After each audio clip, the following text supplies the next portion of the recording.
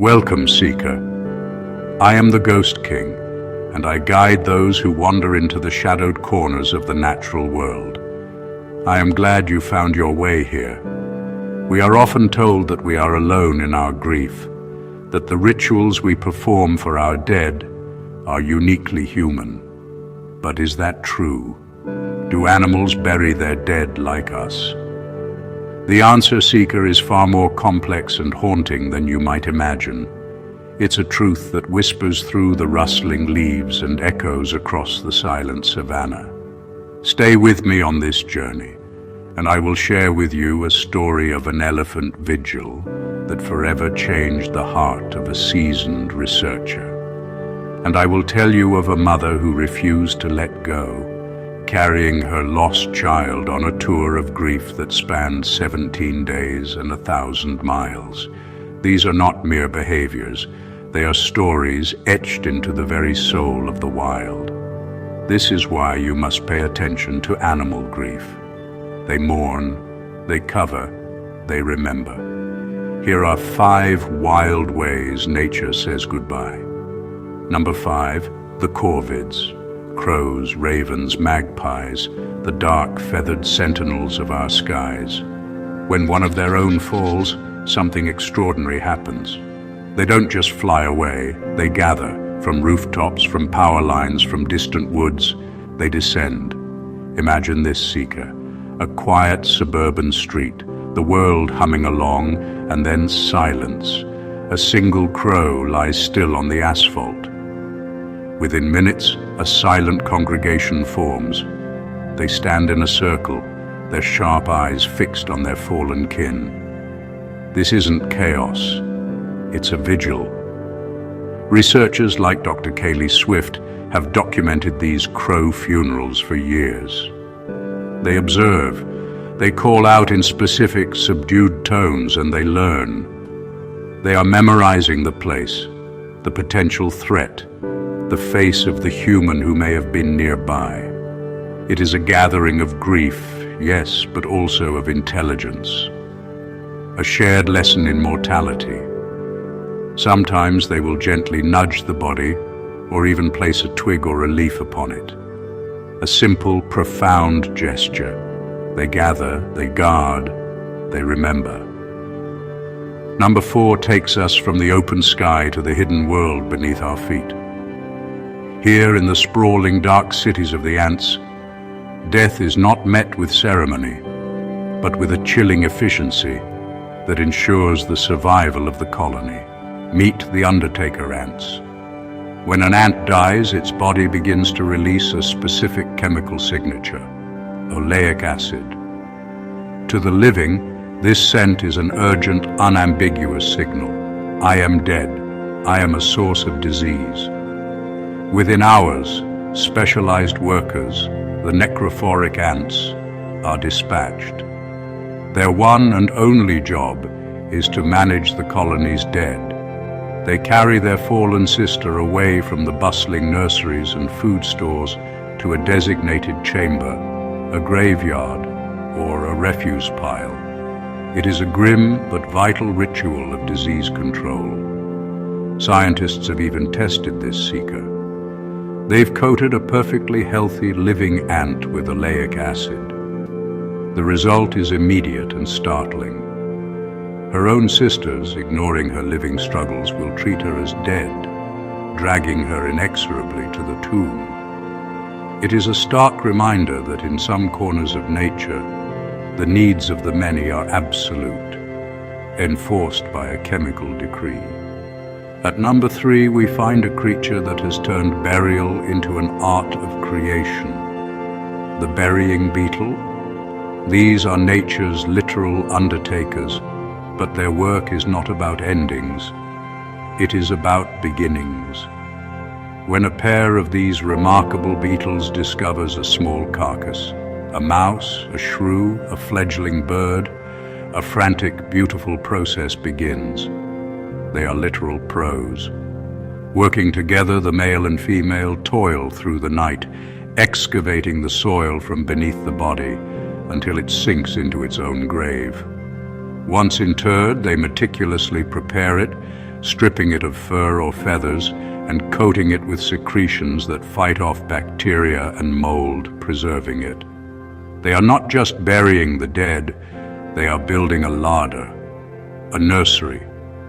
The female lays her eggs in a chamber nearby, and when the larvae hatch, both parents will feed them, regurgitating predigested food from the very carcass they so carefully buried. This is not just instinct, it is parental care. They have transformed a site of death into a cradle of life, a testament to nature's profound ability to weave renewal from decay. If you have reached this far, Seeker, it means you are not afraid of the shadows. You are one of us. I remember my first night of fieldwork years ago. I sat alone in the dark, listening to the forest breathe, feeling impossibly small. But I wasn't alone. I felt the presence of a million hidden stories unfolding around me. That is what I bring to you each week. The strange, true stories that connect our world to theirs. If you wish to continue this journey with me, subscribe. A new story awaits you every week. And do not worry, the promises I made at the beginning of the elephants and the grieving mother will soon be fulfilled. Number 2 brings us to our closest living relatives, the great apes. Here, the line between instinct and emotion blurs into something achingly familiar. Chimpanzees, gorillas, orangutans, they experience loss in ways we are only just beginning to understand. Primatologists have recorded countless instances of mothers who refuse to part with their deceased infants. They have been seen carrying the small, still bodies for days, even weeks. They groom them, shooing away flies, and hold them close as they sleep. One chimpanzee mother was observed laying her deceased infant on the ground, moving back, and repeatedly approaching to gently poke it, as if trying to rouse it from an endless sleep. The entire troop's behavior can change. They become more subdued, quieter. They watch the grieving mother, giving her space. In some cases, they have been seen covering the body with leaves and branches after the mother finally lets go.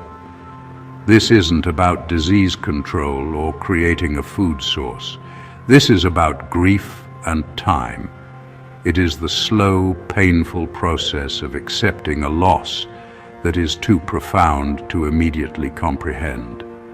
It is a love that death cannot instantly erase.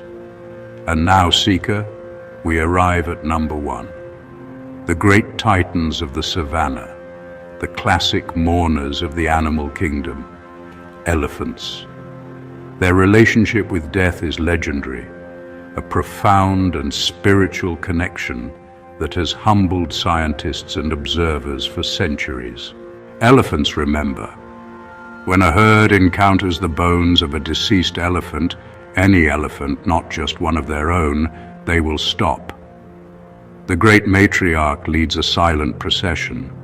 They gather around the remains, and with an almost unbearable tenderness, they touch the bones. They run their sensitive trunks over the curve of a tusk, the hollow of a skull.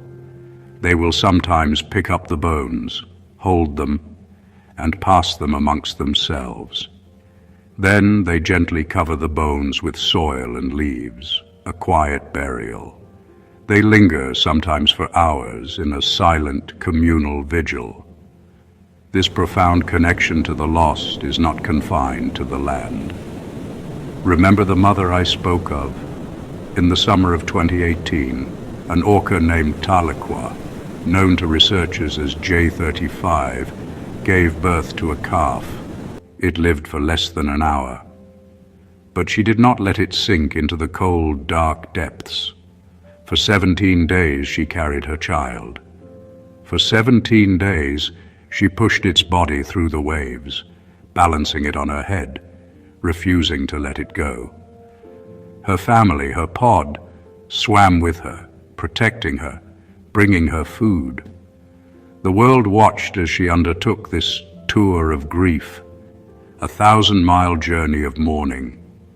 It was a primal, heartbreaking display of a mother's love, a vigil that transcended species and spoke to a grief we all understand. And what of the researcher I mentioned at the start? He was a man of science, of data. But after witnessing a herd of elephants spend an entire day mourning at the bones of a long-dead matriarch, he wrote in his journal, "Today, I did not see animal behavior. I saw a funeral." He was forever changed, just as we are changed when we allow ourselves to see. Nature's funerals are strange, tender, and surprisingly familiar. Thank you for walking with me through the shadows, Seeker. If you are the one who stayed until the very end, then my stories are for you. I share new ones every week.